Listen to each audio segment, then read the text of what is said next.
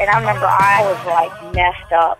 I was sitting on this couch and I felt like the whole room was just spinning around me and just like everyone's laughing and I'm just like looking and I felt like almost like I was having an out-of-body experience.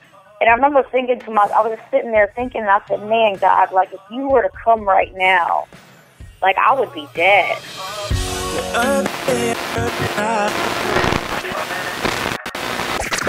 This is the story of Amanda Small, a.k.a. Butta P. Are you afraid of being alone? Do you fight yourself in the mirror? A place that nobody knows. I've been in this place here before. Nobody knows what it's like here for real. I promise myself I will always be real. I promise myself I will always be true. I swear, these days I'm feeling like I ain't got no love. These days I'm feeling like I ain't got no love, no love, no love. All eyes on me. Most people might recognize Butta P as the female in Rhema Soul, a South Florida group who is internationally known for fusing hip-hop, soul, and pop. But how much do you know about her personal testimony? My life on the road every day. It mean everybody when I got up off that stage. They want my 2 cents, feeling like I overpaid. Cause I just wanna know my life means something and make it worth the fight. Sometimes I fight nothing. The people closest to you be the ones that start fronting. But I know that you don't mean to, you just don't get it. And trust me, I see time passing me by. And I keep trying to fight off these thoughts, they won't die. I'm in the studio, hanging all alone. I'm trying to write these songs, but I can't get in my zone. I'm struggling, but I'm a murder. Trust me when I'm ready, so you know I'ma hurt you. I'ma spit that raw, you ain't never heard of. No, it ain't no turn up. I'm the rap Tina Turner, so turn the beat up. Amanda was born in Harrisburg, Pennsylvania. She was raised in a 2-parent household with her older brother. My parents were not believers until probably about when I was born. My mom got saved first. My father was a drug addict prior to that. My mom, was serving the Lord for a few years, maybe 3 or 4 years at the time. And then when I was born, my dad decided to give his life to the Lord, and he ended up going to Teen Challenge, and he got his life together and just started serving God. And so I was blessed to actually grow up in that. But, I did hear a lot of their stories and stuff growing up. So, but yeah, I was able to see my parents, after Christ, which is awesome. Both her parents are from Puerto Rico, and her maiden name is Salas. The Salases attended church regularly. If I was to ever let go, I'm insured like the gecko. Promised the greatest saving by the one who gave us life. So cue the music, maestro. Let the games begin. My father's the ultimate fighter. It's in my blood to win. I'm coming from the bottom, but my place is at the top. Way beyond the stage, we rock above the clouds is where I'll stop. Never working on a delay, rather working like a relay. Hand it off to next in line. That be us that cheer like hooray, while others be like who they. Hoping that one day we leave a mark as high as Blu-ray. Even though it's true late, we've been blessed to face the blue days. God has kept us on his 2-way. Now we waking up like new days off the top, like toupees. I kind of went because I had to go. So the church was cool. Honestly, I learned more about what it was to be a Christian, just kind of following my parents' example. With the Latin culture, Caribbean culture, we're a very close-knit family type of culture, and so the church was very much like that, which that's why I said it was cool. But at the same time, I just, as I became a teenager, I just started seeing stuff that I didn't like. I started seeing stuff that I just wasn't really sure if I agreed with, if I didn't believe in, just people's behavior and just the way I was treated about certain things. And so, I just got to an age that I was just I'm not really feeling this anymore. Back then, there was just so many rules, it's just more rule-driven. Don't go over there. Don't do this. Don't do that. Don't go clubbing. Don't go there. It was everything was a don't. It was never more of this is what a Christian life looks like. It was more of this is what a Christian life doesn't look like. It was just a very big turnoff. As I got older, our youth groups was on Friday night, which I thought was mad corny. Because, Friday nights is you try to go watch a football game. You trying to go, kick it. And I mean, now that I'm older, I get it. Like, they were trying to keep you from getting caught up in the distractions. But, you know, me growing up and just the people I was with, like, the so many don'ts really just causes you to kind of just go that way anyways. And just even behaviors, you know, I would see some of the leaders that, you know, they would be living a life inside a church, but then I knew them outside of church, or I knew people who knew them outside of church, and they just weren't living what they were talking. And so, you know, for me, it was like, nah, I'm cool. Like, you're not going to come to me and tell me what to do, but I know what you was doing last Friday. I'm very big on loyalty, and I'm very big on respect.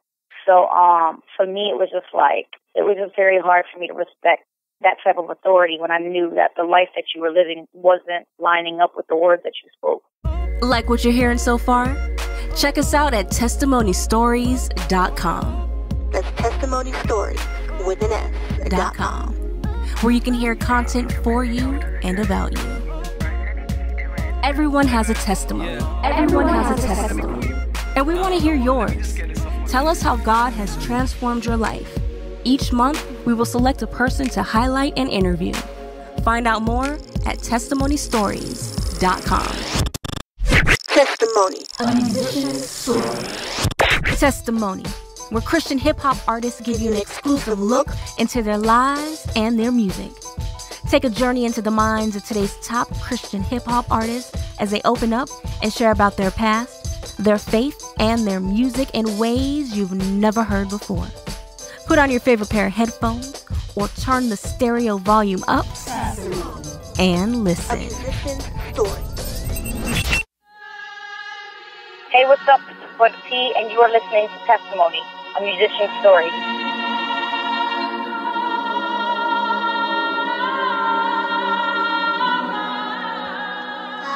Amanda is really big on loyalty and respect. That may be because when she was 5 years old, she was introduced to a cycle of consistent disrespect when a family member sexually assaulted her. It's weird because, like, I can remember it like if it was yesterday. Such a weird thing that, like, when I hear people talk about it and when, like, you talk about it happening, people who have gone through it will probably understand what I mean. But, like, sometimes you can have moments that will, like, trigger that memory. You can almost remember, like what the smell was like in the air. It's a weird thing. And then it was something that happened for a few years. I remember telling my parents, I think I was, like, probably in middle school or going to middle school or something. But yeah, man, it was something that happened to me. Something that I dealt with a lot growing up. I kind of internalized everything. My behaviors definitely changed as I started getting older. My interaction with people, you know, definitely was affected because of it. Like, even till this day, like, I have to really work at being an affectionate person.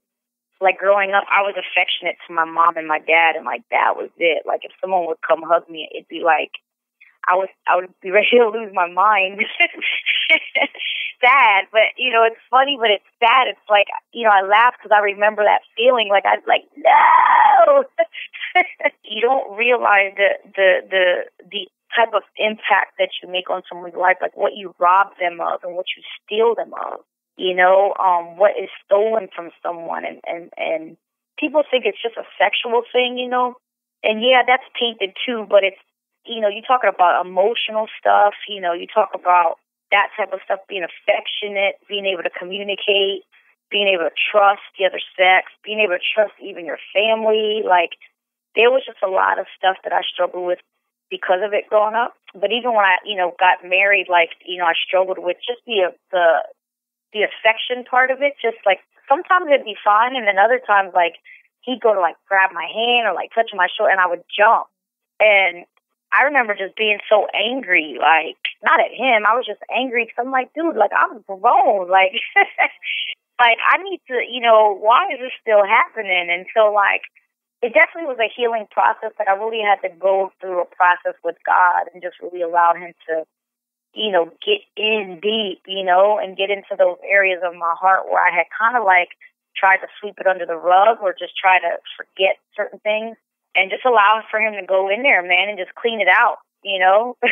And now, years later, like, I'm traveling the world talking about my story, and, like, now I'm owning it, You know what I'm saying? But I give God, like, all the glory from it. Even though, like, as a little girl, the enemy tried to break me. It's kind of empowering to know, like, dang, even at 5 years old, you were scared of me at 5 years old? Like, you knew, like he already knew what Amanda was going to do. Not Butta P, but, like, he knew Amanda was going to do something. So at 5 years old, you try to come and break me. And years later, like, I'm killing it right now. Not in a cocky thing. I'm killing it in the sense that I'm walking in pure identity of who I am in Christ. Pardon my manners, but no, that's what you do. I'm in my lane and I'm swerving like woohoo. I'm on demand and they watching like Hulu. I give them a show and I got them like yoo-hoo. Stay over there. I don't want to hear what you saying, my dear. You tried me before, but my savior was there with my health and my kids, cause you knew it's my year. My year. But you cannot stop me. I am a goddess. Rise like a phoenix. There's beauty for ashes. Oh. Somebody let her know. I ain't got no. I ain't got nowhere. Let her know. I am a lioness. Butta P knows who she is now in Christ. But teenage Amanda had no clue. When I turned 18, I remember my parents sat me down, and my dad was like, listen, it was on my birthday, and he was like, listen, you know, your mom and I have been held accountable. You know, we were accountable for your life up until today. You know what I'm saying? Like, God, anything that we taught you, anything that we brought you up in, just the decisions were made and stuff, you know, your mom and I were accountable for that before God. God tells us to, you know, train up our child, and he's quoted scripture and stuff, and he says, but from today on, from here on out, you are responsible for your life. He said, you know, any decision you make, when you stand before God, you will be responsible for. I was like, holy crap, like, this guy is dropping a load on me. Like, it's my 18th birthday. I'm trying to turn all the way up, and you, okay. But, you know, it was one of the most sincere conversations that they had with me. And my parents did a phenomenal job. Like, I love my parents to death, yo. But I remember my dad sat me down and was just telling me, like, you know, here on out, like, you're responsible for the decisions you make, the people you hang out with, whatever you do. Like, if you choose not to serve the Lord, then, you know, it's your decision. God has given each and every one of us a will to choose him. So he said, you know, you choose if you're going to follow him or if you're going to live for him or not, you know. And I was like, okay. I told G, yo G, I feel OG, like I'm an OG, homie. Oh yeah, they know me, but they don't know me. You know how that be, homie. They think it's so sweet. They see my tweets and where I be going. They catch my vine every once in a while. They figure that Rhema be blowing. I wish they knew it. Mama is a widow, still going through it. And my stepdad passed, y'all would've never knew it. I'm still right here, trying to influence, work through the pain, give it all to the king. I ain't doing my thing, man, I'm doing this plan. I'm grown man with a fan. I'm on me and the whole plan, cause the foundation's concrete, the jungle's waiting for me. There's no church in the wild, but here I am for these pagans to see. Yeah, I'm in the jungle, humbling, rumbling with the blood of the covenant. From the gutter, I'm coming in with another plan to reply. For the love of the rock, for the love of the rock, you can love it or not. Molly, Molly, Molly, Molly, Molly, boom, way. Molly, Molly, Molly, Molly, Molly, boom, way. That's the sound of them boys in the jungle. They tryna hustle to make it out of the jungle, yeah. Molly, Molly, Molly, Molly, Molly, boom, way. Molly, Molly, Molly, Molly, Molly, boom, way. Testimony. A musician's story. Testimony, where Christian hip-hop artists give you an exclusive look into their lives and their music.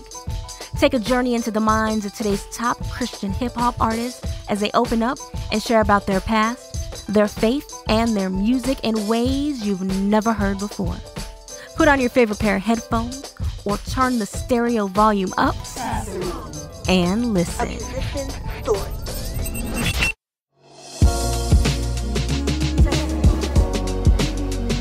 Connect with Testimony, a musician story through social media. Find links to our Facebook, Twitter, Instagram, and more at testimonystories.com.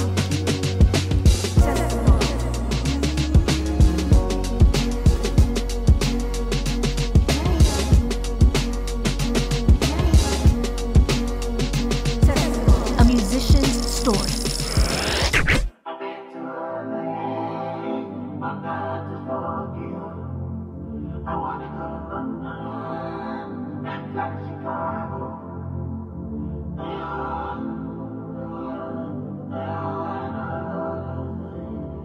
Now back to Butta P and her testimony and musician story. I've been to LA, but not to Tokyo. I wanna go to London and fly to Chicago. Every day I used to pray I would make it out someday. I'm on my way. See you in Chicago. Oh, nah. Her soul took note of that conversation with her parents, but her mind and the desires it controls was not listening. Amanda went off to college and turned all the way up. Despite knowing the struggles her father dealt with drug abuse, she thought she was stronger. Let me take y'all back before rap. It was all a dream, like where my woes at. I remember feeling lost, popping Prozac, but I was an addict, but y'all ain't know that. Cause I hit it well, and I ain't wanna tell. They saw me as a good girl, but I was the woman at the well, trying to raise hell, cause I was pissed off from the hand that I was dealt. Oh Lord, please help. And that was the moment God came through when he beat my opponent. Now I'm on the winning team, me and my team. Mama always told me, baby, don't be scared to dream. I wish she would've warned me about the struggle I will see though, cause everywhere I went, they remind me I'm Latino, but I became a hero. I had a little bit of a rebellious spirit because I just had so much stuff that I was dealing with growing up, you know. I had a lot of bitterness and just anger and just all this stuff, you know. And my parents, to me, were such cool examples of God's grace. You know, at 17, 18, you don't really fully get what that is.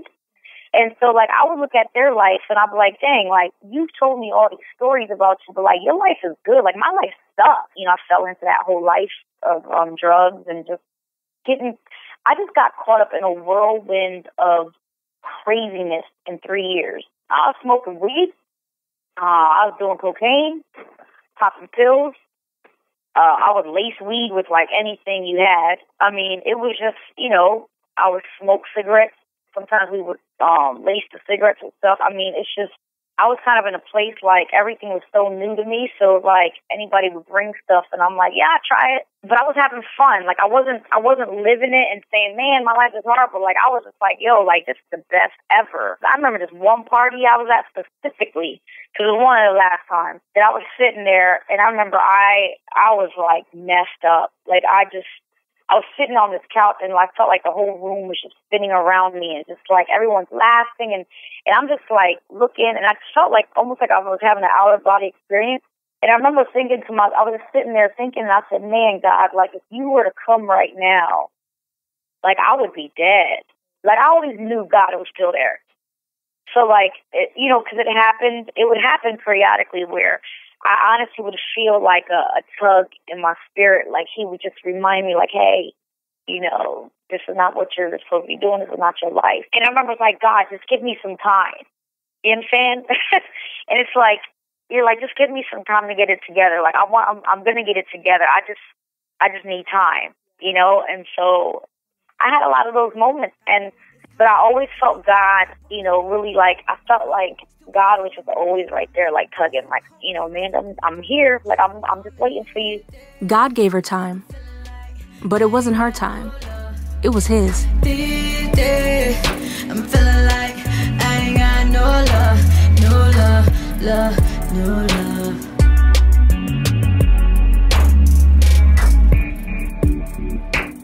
And so I remember being in school one night, and I remember it was like 3 o'clock in the morning. I remember I had BET on. You know, late night, you got these preachers on in the middle of the night. And I remember hearing the preacher say, I've given you enough chances.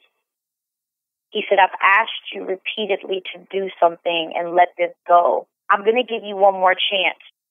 If you don't take that chance, I'm going to rip it all away from you, and it's going to hurt way worse than if you do it. And I turned over to the other side, and I laughed, and I was like, I said, that's mad funny. And I went back to sleep. And that week, all hell broke loose in my life. And I remember looking into the mirror, and when I looked in the mirror, I didn't recognize the person looking back at me. God had removed the scales from her eyes. Around that time, she was on break from school and went home. She ran into some old church buddies who were on their way to a youth retreat. They invited her, and she declined. But once they mentioned horseback riding and free, she accepted. The other day I heard a cry from a baby, and the sound was amazing. As I contemplated, how do we start so simple and get so complicated? So we search and we try to be clever. We can't stand but we lie together. We spring through the summer, winter we slumber, the fall of man's gone forever. I feel like I've lost my way. Can I get it back? Show. Alone on my own, I let you go. Now I need you to save me. I need you to save me. It's weird because a lot of the people that were there, these are the kids that I grew up with, you know what I'm saying, and they stayed in church, and not all of them were living the right life, but they stayed. I was embarrassed that, you know, how my life had gotten crazy, you know, and that was it, man. That weekend is when I met God.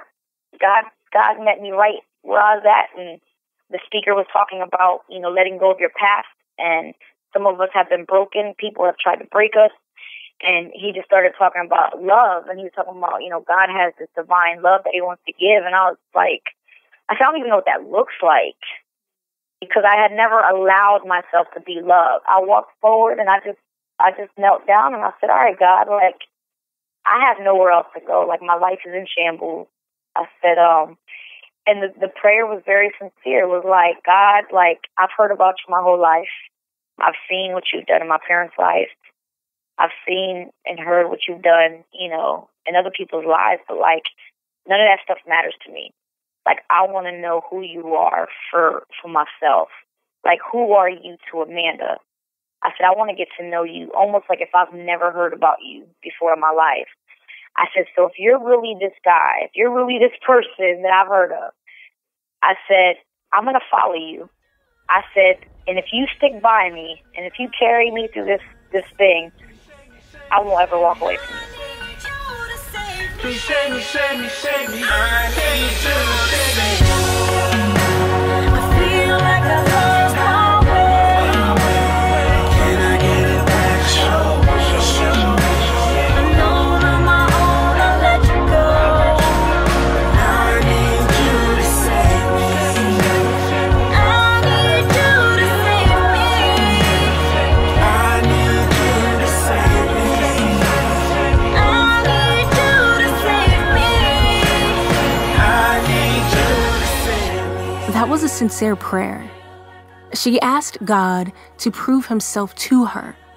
But God had another test in mind once she left that camp and returned back to college. I came out to play.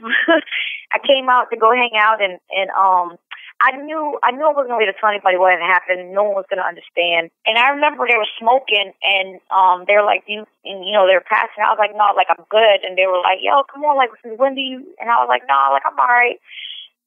And then I was like, yeah, like, why not? Like, this ain't a sin.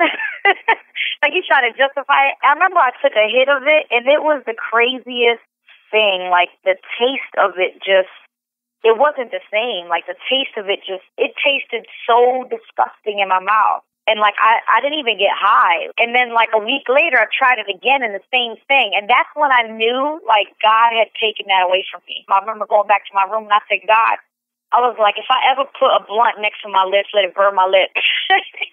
And, like, that was it. I never smoked an L after that. I feel like God knows what season you're in with your walk. He knows when you're a baby. He knows when you're just maturing. He knows when you're solid. So, like, just the baby prayers we pray, you know what I mean? Like, God, like, you know, as funny as it probably sounds to us now because we're seasoned, but, like, it was a sincere prayer for him to love me enough to know, like, if she enjoys the taste of this, it can be the one thing that takes her back into that lifestyle. So for him to love me enough to take that away from me, like, that to me was like, yo, like, he really loved me. Can I be honest? Let me be honest. Sometimes I hate it. I wish I was flawless. Cause I made mistakes now, and I cannot change now. And sorry, don't cut it. I had to do me now. It was selfish of me, cause I sold him a dream. Every promise that I made him got shut down. Real talk, broken heart. Every time you see me now, show me love, but remind me I will walk out. And I ain't never meant to break his heart, I promise. I should've been honest, but it's kinda hard when I'm on a pedestal. And if I step down, then I'm looking kinda heartless. Truth is, I had trust issues, and proof is, I felt stuck with you. I built up these walls and I can't let them fall, cause I let my past build up like scar tissue. I ain't the only one. Testimony. Testimony, where Christian hip-hop artists give you an exclusive look into their lives and their music.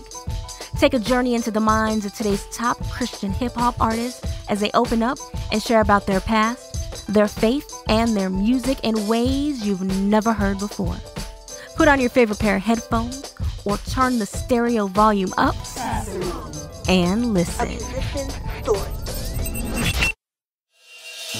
Everyone has a testimony, and we want to hear yours.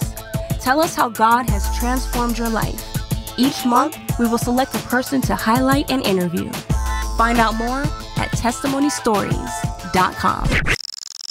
Testimony. Download the podcast of Testimony, a Musician Story on iTunes. Find out how at testimonystories.com. A musician's story. Amanda fully committed herself to Christ. Shortly after, she moved to Florida to start over. Butter. Queens. Vida Passion. Posse. Come on. See me. Yeah. Hear me. Okay. Feel me. Since she was a teenager, she loved rap and discovered she had a knack for freestyling. Eventually, she started writing and recording. But now that she's a new believer living in Florida, Butta P didn't know how music was going to fit into her life, so she stopped for a year. She married rapper K-Nuff, and one day heard a song he did with his group about redemption. That song spoke to her and helped her to see how being a Christian and a rapper could fit into her life. Butta P was back in the studio recording and writing for popular secular artists. So God put me back into that arena of doing secular, on the secular side, but it was just a different, it was just different, you know what I mean? And every time I did, I was like, God, like, how do I maneuver in this? I don't even know what that looks like. I see these people doing music, I have relationships with them, like, they enjoy what I do, but, like, their lifestyle, like, is just so empty. And for me, it was like, I don't want to go back to that. I've done that already. You know what I'm saying? So, like, I remember having a conversation with Missy Elliot. She comes up to me, she says, yo, tell me your story. Just random. And I'm like, what? She's like, tell me your story. I told her my story. I was like, this is where this is where I came from. This is where I went through, whatever. She's like, wow. Like, and so I started realizing, like, I was like, man, like, me just being here, like, they see me. They know something different about me. And it was something that triggered a few of them to just like, what is your story? And so, like, I was able to share my story with a bunch of them. And so it was just crazy. Like, for me, it was like, God, I don't know what that means. I don't know what my purpose was. But, like, I honestly believe for me, it was just, I think he was just really, like, strengthening me to show me, like, you can stand amongst them and not be them. Daughters of a king, royal bloodlines, we losing them in places they was never meant to find. I'll never fully understand what it means to be a man, so I hope you let me stand for my ladies in the stands. Rallying the troops, here I am. Butta P has stood on stages and performed to arenas filled with 35,000 people. On one side of her stood her husband, K-Nuff.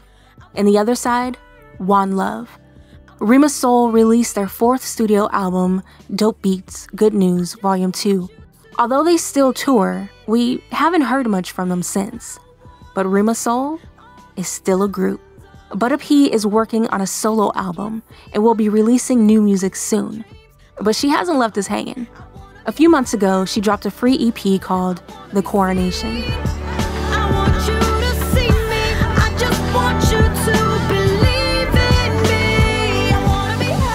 Thank you for listening to Testimony, a musician's story. To hear this episode again, as well as past episodes, visit testimonystories.com. Until next time, I'm Brown, Theory, the music lover constantly seeking positive music.